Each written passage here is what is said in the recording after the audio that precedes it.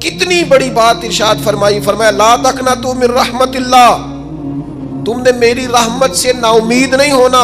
اللہ کی رحمت سے نا مالک کیا ملے گا؟ فرمایا ان اللہ یغفر الذنوب جمیعا، اللہ سارے ہی گناہ معاف فرما دے گا۔ تو جن لوگوں کو اللہ کی رحمت پر، نبی کریم علیہ السلام تشریف فرما ہے، امام غزالی نے لکھا ایک بدو آ گیا، دیہاتی سادہ آدمی، سادے بندے بھی سادے ہوتے ہیں، ان کا بھی اپنا طرز زندگی ہوتا ہے۔ تو بدو آ گیا، سادہ آدمی تھا، آتے ہی السلام علیکم لے کے نا تو کوئی بات ہی نہیں کی، سیدھا سیدھا ہی کہتا یا رسول اللہ صلی اللہ علیہ وسلم یہ بتائیں قیامت کے دن حساب کس نے لینا ہے؟ حضور فرمانے لگے بھائی یہ تو بڑی صاف سی اور مختصر سی اور سادہ سی بات ہے، حساب تو اللہ تعالیٰ نے لینا ہے۔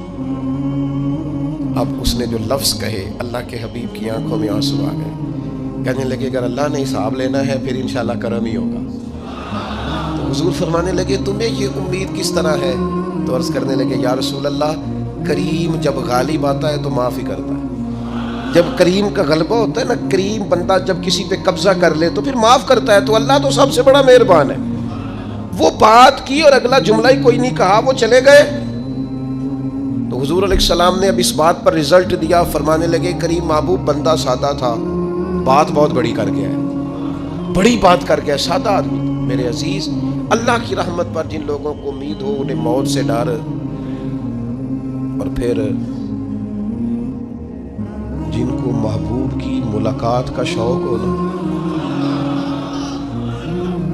ہم نے جان دے دی وعدہ دیدار پر، ہم سے وعدہ کیا گیا تھا کہ تم مرو گے نا تو تمہیں دیدار ملے گا، تو ہم نے جان ہی دے دی وعدہ دیدار پر، جان ہی دے دی وعدہ دیدار پر۔ اور پھر فرماتے ہیں نقد اپنا دام ہو ہی جائے گا، فرماتے ہیں ہم نے جان دی ہے اس وعدے پر کہ وہ ملے گا، تو امید ہے کہ یہ سودا ادھار نہیں، جیسے ہی قبر میں جائیں گے سامنے حضور کی زیارت نصیب ہو جائے گی۔ اس لیے لحد میں بھی عشق رخ شاہ کا داغ لے کے چلے، اندھیری رات سنی تھی سو چراغ لے کے چلے۔ یہ حدیث آپ نے بھولنی نہیں، یہ تنہائیوں میں یاد رکھنے کی روایت ہے، یہ تنہائیوں میں پڑھنے کی روایت ہے۔ یہ اپنے ذوق کو تازہ، جو لوگ کہتے ہیں نا وجد سرور کیف میں جانا چاہتا ہوں، وہ مشکاۃ شریف کی اس حدیث کو دیکھے۔ اللہ کے حبیب علیہ السلام نے فرمایا لوگوں میں تمہیں بتاؤں قیامت کے دن اللہ تعالیٰ بندوں سے پہلا سوال کیا فرمائیں گے اور بندے اس کا جواب کیا دیں گے؟ یا رسول اللہ کرم فرمائیے بتائیے۔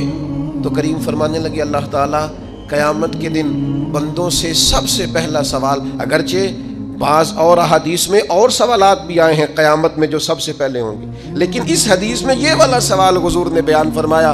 حضور فرمانے لگے اللہ قیامت کے دن اپنے بندوں سے سب سے پہلا سوال یہ فرمائے گا کیا تم میری ملاقات کو پسند کرتے تھے؟ اوئے ہوئے ہوئے، کیا تمہارا ملنے کو جی چاہتا تھا؟ کبھی اے حقیقت منتظر نظر آ نہ لباس مجاز۔ اقبال کہتے ہیں تیرے کرم اتنے ہیں دل کرتا ہے تجھے دیکھیں، کبھی کبھی اے حقیقت منتظر نظر آ نہ لباس مجاز میں، لاکھوں سجدے تڑپ رہے ہیں میری جبین نیاز میں، تمہارا دل کرتا تھا مجھ سے ملنے کو؟ حضور فرماتے بندے عرض کریں گے مالک بڑا دل کرتا تھا۔ تو پھر اللہ فرمائیں گے یہ گفتگو کی معنویت تو دیکھو یار، اس کا حسن تو دیکھو۔ اللہ پھر پوچھیں گے کیوں دل کرتا تھا تمہارا؟ دل کرتا تھا تو کیوں کرتا تھا؟ عرض کریں گے مالک اس لیے کہ ہمیں امید تھی کہ تم معاف بھی کر دے گا، رحمت بھی فرمائے گا، اس معافی کی امید پر دل کرتا تھا تو ملے۔ حضور فرماتے ہیں پھر رب فرمائے گا مجھ پر واجب ہے، میں نے اپنے کرم سے واجب کر لیا ہے کہ آج تمہیں جنت عطا کروں گا۔ یہ جو ملاقات ہے نا، ملاقات کہ وہ ملیں گے، ان سے ملاقات ہوگی۔ عمر بیت گئی نا نام جپتے، عمر بیت گئی نا تذکرہ کرتے، ہم سے بھی لوگ پوچھتے ہیں کیا کمائی کی، کیا زندگی میں حاصل کیا، تو ہم کہتے ہیں شرق سے غرب تک، ملک کے کونے سے لے کر دوسرے کونے تک مدینے والے کی بات کی، حضور کا ذکر کیا ہے، نبی پاک کے اور میں اپنی حیاتی تو قربان تھی وہاں ساری محمد محمد پکیندے گزر گئی ساری۔ یہ اعزاز ہے، یہ کرم ہے۔ اب کیا ہوتا ہے گناہگار لوگ ہیں، اتنا بڑا دعویٰ تو نہیں کر سکتے، لیکن دل تو چاہتا ہے نا کہ چلو جس کا نام لیا ہے اس کی کبھی زیارت کی، کبھی ملاقات بھی ہو، کبھی نظر کرم بھی ہو. کسی نے اپنے محبوب سے کہا تھا کہ ذرا ایک نظر مجھ پہ بھی کیجئے. تو قریب بیٹھے ایک شخص نے کہا یار تو نے بڑا دعویٰ کیا ہے، جو محبوب ہوتے ہیں ان کو تکلیف نہیں دی جاتی، تو کہتا ہے پورا چہرہ ہی تیری طرف پھیرے. تو پھر اس نے اس درویش سے پوچھا کہ میں بھلا پھر کیا کروں، میرا دل تو میرا بھی کرتا ہے نا. چلو یہ تو آپ کی بات ٹھیک ہے کہ اب میں محبوب سے کہوں کہ اتنی تکلیف کرے کہ میری طرف پورا رخ پھیرے تو ٹھیک نہیں، تو پھر بتائیں میں کیا کروں. تو اس نے کہا ان راہوں میں کھڑا ہو جا جن راہوں کی طرف وہ کریم دیکھتا ہے. چلو اسی با کردار کو دیکھتے دیکھتے بیچ میں تیرے اوپر بھی نظر، مجھ پہ محشر میں نصیر ان کی نظر پڑ ہی گئی. مجھ پہ محشر میں نصیر ان کی نظر، اوئے ہوئے اللہ کرے آپ کو بھی وہ لطف آئے جو مجھے آ رہا. کہتے مجھ پہ محشر میں نصیر ان کی نظر. یہ انتہائی عاجزی ہے کہنے والے کی. اس نے بالکل اپنے آپ کو ختم کر کے کہا کہ میں قابل تو نہیں تھا اور میں پھر تکلیف دیتا کہ میری طرف دیکھیں، اسپیشل میرے لیے وقت نکالیں. پر کرم یہ ہوا کہ مجھ پہ محشر میں نصیر ان کی نظر پڑ ہی گئی. کہنے والے اسے کہتے ہیں خدا کا کرنا. کہنے والے اسے کہتے ہیں خدا کا کرنا. اللہ نے کیا کہ نظر مجھ پر پڑ ہی گئی، اور جب پھر پڑ گئی تو تیری ایک نظر کا کمال ہے اور میری زندگی کا سوال ہے. بس جب پڑ گئی تو سو پھر پڑ گئی. موت سے وہ بندہ کبھی نہیں ڈرتا جسے ملاقات کا شوق ہو. ملنا چاہے داتا علی اجویری سے اور موت سے ڈرے، ملنا چاہے حضرت غوث پاک جیلانی سے اور پھر موت سے ڈرے. زندگی گزری ہو علی علی کرتے پھر موت سے ڈرے. عمر بھر سیدنا عثمان غنی کی سخاوت کی بات کی ہو اور پھر جنت میں جا کے ان سے ملنے کا شوق پیدا نہ کرے. ساری زندگی سیدنا فاروق کا عدل بیان کیا ہو، ساری زندگی ان کے انصاف کا تذکرہ کیا ہو، پوری امت کو بتایا ہو کہ اگر جینا چاہتے ہو تو عمر کے رستوں پر چلو، اور پھر یہ موت سے ڈرے اور مر کے جناب فاروق اعظم کی زیارت کو پسند نہ کرے. جسے صدیق کی وفائیں یاد ہو، جنہیں جناب ابو بکر صدیق کا عشق یاد ہو، وہ پھر ان کی زیارت نہ کرنا چاہے اور ساری عمر حضور کی نعت پڑھی ہو. مانا نہیں آتا تھا پھر بھی کہا بلغ العلا بکمالہ کشف الدجا بجمالہ حسنت جمیع خصالہ صلو علیہ والہ. سے نہیں ترجمہ آتا تھا پر جب بھی کو پڑھتا تھا یہ بھی جھومتا تھا مولا یا صلی وسلم دائما. میں آپ کو بتاتا ہوں توتلا آدمی، توتلا اور دیوانہ مجذوب بیچارہ سمجھ نہیں، توتلا بولنا بھی ٹھیک نہیں آتا. مجھے نماز کا سلام پھرا تو وہ جلدی آ گئے، وہ ایک مجذوب آدمی تھے، سادے تھے، تو سلام لی تو کہنے لگے میں گل کرنی سی. تو میں نے ان سے کہا کہ تھوڑی دیر کے بعد ملتے ہیں. سادہ آدمی ہے، اللہ مجھے معاف کرے، میں کوئی نقل تو نہیں ان کی اتار سکتا. اس زبان کو ہم توتلی نہیں کہتے، ہم اس زبان کو بلالی زبان کہتے ہیں. یہ بڑی خوبصورت زبان ہوتی ہے. یہ جو توتلے لب و لہجے ہوتے ہیں نا، وہ جب بچہ پوری طور پہ اماں نہیں کہہ سکتا، توتلا ہوتا ہے تو کوئی مزہ آتا ہے اماں کو اماں کہلوانے میں. جب وہ پوری طور پر باپ کو بابا نہیں کہہ سکتا اور توتلا ہوتا ہے تو کوئی مزہ آتا ہے کہنے میں. وہ جب دادی نانی دادا کہتا ہے تو دادے کا دل کرتا ہے یہ 100 بار کہے، چونکہ اسے کہنا نہیں نہ آتا. لیکن اس توتلاہٹ میں جو اس کو لطف آتا ہے. مجھے بڑے لوگ آ کے شعر سناتے ہیں، میں نے بڑے خوشگلو نعت خانوں سے زندگی میں سنا ہے. وہ صاحب میرے پاس آئے اور میں نے کہا بعد میں ملیں گے. تو سادہ آدمی ہے، مجذوب ہے، پورا شعور نہیں رکھتا. مجھے کہنے لگا مصطفیٰ جان رحمت کے بعد، مصطفیٰ جان رحمت پہ لاکھوں سلام کے بعد، یعنی معنی یہ تھا کہ سلام کے بعد.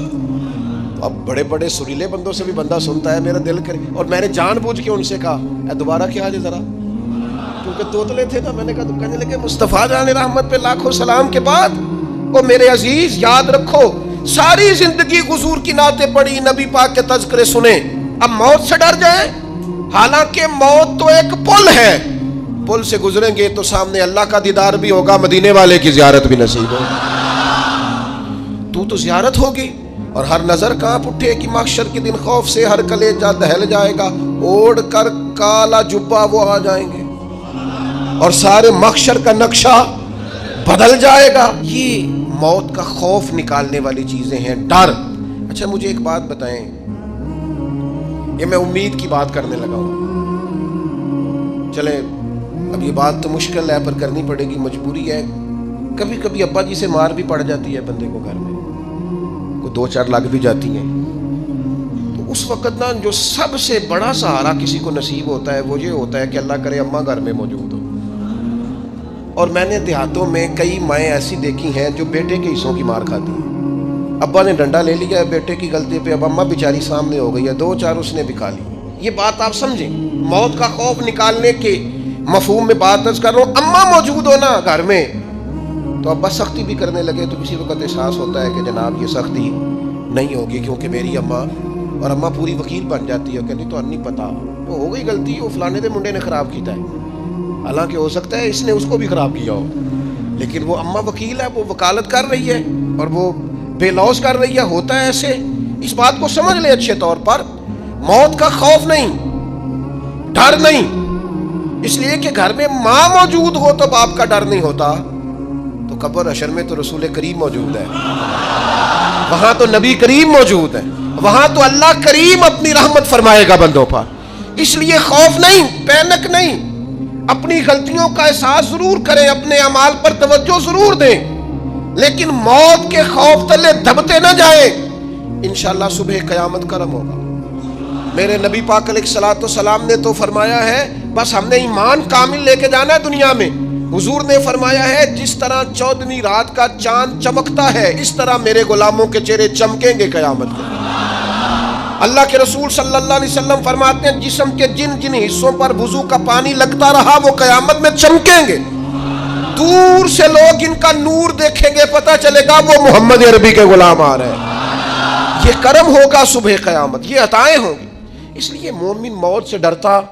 سیدنا بلال حبشی رضی اللہ تعالیٰ عنہ، آخری وقت ہے، نزع کا عالم طاری ہے، اور یہ گفتگو دیکھیں غلاموں کی، آپ کی اہلیہ رو پڑی، کہنے لگی ہائے ہائے افسوس۔ حضرت بلال فرمانے لگے کیا ہوا؟ کہنے لگی افسوس ہے کہ آپ دنیا سے جا رہے ہیں۔ تو حضرت بلال نے مضمون ہی بدل دیا، سوچ کا زاویہ ہی بدل دیا، فرمانے لگے یہ افسوس کا مقام نہیں، یہ تو خوشی کا مقام ہے، اس لیے کہ میری آج آنکھیں بند ہوں گی، قبر میں کھلیں گی، مدینے والے محبوب سے بھی ملوں گا، حضور کے غلاموں سے بھی ملوں گا صلی اللہ تعالی علیہ وسلم۔ تو موت تو مقام مسرت ہے، اور اگر یہ مل جائے زندگی میں، ایک بدو ایمان لے آئے، ابن ماجہ میں موجود ہے، حضرت ابو ہریرہ رضی اللہ تعالیٰ عنہ حدیث کے راوی ہیں، فرماتے ہیں ایک بدو ایمان لائے اور انہوں نے حضور علیہ السلام کے ساتھ ہجرت بھی کی، ابن ماجہ میں موجود ہے۔ تو نبی پاک علیہ السلام نے نا انہیں ایک صحابی کے ساتھ کر دیا، وہ ان کے کام کاج میں مصروف ہو گئے ان کے ساتھ۔ تو حضور علیہ السلام نے نا ایک جگہ سے مال غنیمت آیا، تو طریقہ مبارکہ یہ تھا کہ مال غنیمت میں سب کو حصہ دیا جاتا تھا، اگرچہ وہ جہاد پہ نہیں گئے لیکن حضور نے انہیں بھی حصہ دیا، تو وہ صحابی تو رو پڑے، عرض کرنے لگے حضور میں اس کے لیے تو ایمان نہیں لایا تھا۔ تو حضور نے فرمایا پھر بتائیے، اگرچہ حضور جانتے ہیں کس لیے لائے تھے؟ عرض کی حضور میں تو اس لیے ایمان لایا تھا کہ میں رب کی راہ میں لڑوں گا اور میں اپنی جان پیش کروں گا، میں شہادت کے لیے ایمان لایا تھا، مجھے یہ مال دولت نہیں چاہیے۔ تھوڑی ہی دیر گزری کہ ایک اور مارکے کا اعلان ہو گیا، جنگ کا اعلان ہو گیا، حضور نے فرمایا چلو، وہ گئے، اور چند ہی لمحے گزرے کہ وہ میدان میں اترے اور پھر شہید ہو گئے۔ صحابہ کرام ان کی مقدس لاش مبارک کو اٹھا کے محبوب کے قدموں میں لائے، تو نبی کریم نے کیا خوبصورت بات ارشاد فرمائی، حضور فرمانے لگے دیکھو اس نے اللہ کی تصدیق کی ہے تو رب نے بھی اس کی تصدیق فرما دی۔ اور پھر یہ دو جملے محبوب کہتے کہتے اٹھے، اور پھر حضور نے اپنا جبہ مبارک اتارا اور اتار کے فرمایا اس بندے کو نا اس جبے میں کفن دے دو، اس میں اسے کفن دو، اس لیے کہ تو شہادت کے لیے ایمان لایا، موت کی آنکھوں میں آنکھیں ڈال کے جیا، اپنی زندگی کمزور نہ گزارے۔ مسلمانوں پہ کافر کا روب طاری ہو گیا ہے، ایک تو ہوتا ہے نا کہ کوئی مدد کرنا، کوئی آگے بڑھنا، فلسطین کا نام تک نہیں لے رہے حکمران زبان سے، ذکر تک نہیں کر رہے، چینل ذکر نہیں کر رہے، اتنا روب، اتنا کفر کا خوف، صرف اس لیے کہ ہمیں موت کا ڈر ہے، مر جائیں گے تو بستر پہ نہیں مریں گے، بیماریوں سے نہیں مر جاتے لوگ۔ خدا کے بندو اپنی زندگی میں اتنا خوف اگر موت کا پیدا کر لو گے۔ حضرت سعید ابن جبیر رضی اللہ تعالیٰ عنہ بہت بڑے فقیہ تھے، حجاج بن یوسف نے بلایا اور کہنے لگا میں تمہیں موت دینے لگا ہوں، مار دوں گا تمہیں۔ بڑا ظالم آدمی تھا، بڑے لوگ اس نے قتل کیے تھے۔ حضرت سعید رضی اللہ تعالیٰ عنہ مسکرا پڑے اور غصے میں آیا، کہنے لگا کیوں ہنستے ہو؟ فرمانے لگے تو بڑا بیوقوف ہے، تجھے کس نے کہا زندگی اور موت تیرے ہاتھ میں؟ یہ تو تب آئے گی جب میرا رب چاہے گا۔ کہنے لگا لے جاؤ ان کو اور جا کے قتل کر دو۔ تو وہ جب جلاد لے جا رہے تھے تو آپ اور کھل کے مسکرائے، ہنسے۔ یہ آپ کی طاقت ہے کہ موت کو دیکھ کے مسکراہٹ ہو، لبوں پہ تبسم، رقصاں ہو، مسکرائے۔ جب آپ مسکرا رہے تھے تو اس کو اور غصہ آیا، واپس بلایا، کہنے لگا مسکراتے کیوں ہو؟ فرمانے لگے تیری جرت پہ مسکرا رہا ہوں، اور اس بات پہ مسکرا رہا ہوں کہ رب کتنا بے نیاز ہے، تیرے جیسے لوگوں کو بھی مہلت دے رکھی ہے، کتنا بے نیاز ہے، تیرے جیسے لوگوں کو مہلت۔ اور غصے، کہنے لگا میرے سامنے قتل کرو۔ حضرت سعید ابن جبیر رضی اللہ تعالیٰ عنہ نے منہ کعبے کی طرف کر کے پڑھنا شروع کیا، انی وجہت وجہی للذی فطر السماوات والارض حنیفا وما انا من المشرکین۔ آپ یہ پڑھ رہے تھے تو کہنے لگا اس کا منہ کعبے سے پھیر دو۔ کعبے سے منہ پھیرا تو آپ فرمانے لگے تو بڑا ہی بیوقوف ہے، میرا رب کو صرف کعبے کی طرف مقید ہے، وَلِلَّهِ الْمَشْرِقُ وَالْمَغْرِبُ فَأَيْنَمَا تُوَلُّوا فَثَمَّ وَجْهُ اللَّهِ۔ چہرہ پھیر دیا جب اس نے تو آپ فرمانے لگے مشرق بھی اللہ کا، مغرب بھی اللہ کا، اور اللہ فرماتا ہے تم جدھر بھی منہ کرو ادھر ہی اللہ کی رحمت ہے۔ یہ پڑھا تو اب اس نے لٹایا، اور جب وہ آپ کو قتل کر رہا تھا تو حضرت سعید ابن جبیر کی ایک زوردار آواز گونجی، فرمایا یاد رکھنا مجھے اسی طرح قتل کرنا جس طرح تم خود قیامت میں قتل ہونا پسند کرتے ہو۔ میرا آخرت پر یقین کامل ہے، محشر میں عدالت لگے گی، میں تمہیں قتل کروں گا میں۔ حضرت سعید ابن جبیر کی وہ جرت تھی کہ دربار سارا لرز گیا حجاج کا۔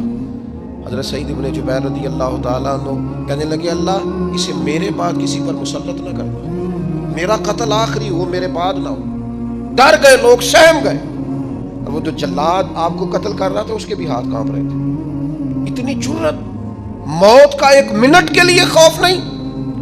حضرت سعید ابن جبیر رضی اللہ تعالیٰ عنہ شہید ہو گئے تو اتنا خون نکلا، اتنا خون نکلا، اتنا خون نکلا، خون بند ہی نہیں ہو رہا۔ ایک طبیب بیٹھا تھا، ہانپتے کانپتے ڈرے ہوئے سہمے ہوئے، حجاج کہنے لگا اس سے اتنا خون؟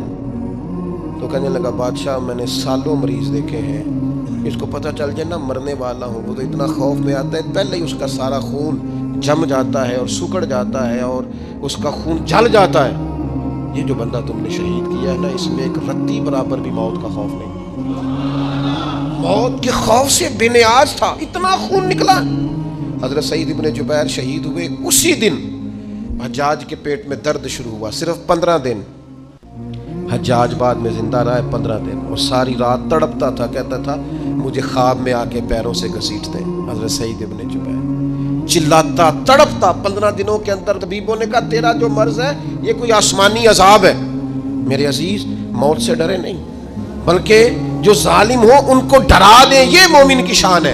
اپنی زندگی کے اندر سے موت کا خوف نکال دیں تاکہ زندگی کے جو دن ہیں وہ جیے تو جا سکیں، وہ انسان مضبوطی سے وقت سے گزار سکے۔ حضرت علی شیر خدا رضی اللہ تعالیٰ عنہ نا وہ جیکٹ نہیں پہنتے تھے جنگی، جو کمر پہ پیچھے لوگ پہنتے تھے نا تلوار کوئی مارے تو زخم نہ ہو، تو کسی نے مولا علی شیر خدا رضی اللہ تعالیٰ عنہ سے فرمایا پشت پر آپ وہ جیکٹ نہیں پہنتے لوہے کی؟ آپ فرمانے لگے پشت تو دکھانی نہیں تو کہنے لگے موت سے ڈر نہیں آتا؟ فرمایا بالکل بھی نہیں، اور فرمایا مجھے بالکل ڈر نہیں آتا کہ میں موت پر آ گروں یا موت میرے اوپر جا گری۔ ہم تو شہادت حضرت خالد بن ولید رضی اللہ تعالیٰ عنہ ایک دن نوجوانوں کو خطاب کرتے کرتے کہنے لگے موت سے کبھی نہ ڈرنا، میں نے ساری زندگی جنگوں میں گزاری ہے، میرے وجود پر ایک ذرہ بھی جسم کا حصہ ایسا نہیں جس پر زخم نہ ہو۔ اور جو کہتے کہتے رو پڑے، فرمانے لگے یہ بات کرتے کرتے رو پڑے، فرمانے لگے دیکھ لو زندگی ساری میدانوں میں گزاری ہے لیکن شہادت اللہ تعالیٰ نے میرے لیے وہاں نہیں لکھی تھی، یہاں اللہ تعالیٰ نے اپنی رحمت کے لیے موت میرے لیے لکھی تھی، تو یہ تو اللہ کا کرم ہے۔ قریب ایک بزرگ صحابی اور بیٹھے تھے، فرمانے لگے آپ کی نیت شہادت کی تھی، انشاءاللہ آپ قیامت میں شہیدوں میں ہی کھڑے کیے جائیں گے۔ تو میرے عزیز خوف نہیں موت کا۔ آخر میں 2-3 گزارشات عرض کرنی ہے۔ ایک تو میری آپ سے گزارش ہے، جنہوں نے ابھی تک قرآن مجید کی تلاوت شروع نہیں کی، وہ ابھی سے آج سے 10 منٹ ٹائم ہو تو مسجد میں بیٹھ کے ایک رکوع پڑھ کے جائیں، قرآن مجید نہیں چھوڑنا۔ رمضان کا تعارف یہ ہے کہ شہر رمضان الذی انزل فیہ القرآن، تو قرآن مجید سے دلچسپی۔ دوسری میری گزارش ہے راشن بانٹنے والوں سے بھی کہ مہربانی کریں لائنوں میں لگانا چھوڑ دیں، اور لینے والوں سے بھی میری عرض ہے کہ اللہ تعالیٰ سارا سال عطا کرتا ہے، 3-4 ہزار کے لیے کیوں اپنے آپ کو آپ تکلیف میں ڈالتے ہیں؟ سارا سال اللہ دیتا ہے۔ اور پھر میری آپ سے یہ بھی اپیل ہوگی کہ طبیعتوں میں حلم پیدا کریں، بردباری پیدا کریں، یہ بڑی ضروری چیز ہے۔ مثبت سوچیں لائیں، روزہ ہماری تربیت کرتا ہے۔ اور پھر آپ سے یہ بھی اپیل کروں گا رمضان شریف کی مقدس گھڑیوں میں صرف اپنے لیے نہیں سوچیں، امت کے لیے سوچیں، بالخصوص فلسطین کے مسلمانوں کے لیے۔ کم از کم دعا مومن کا ہتھیار ہے، وہ تو جم کے کریں اللہ کے حضور۔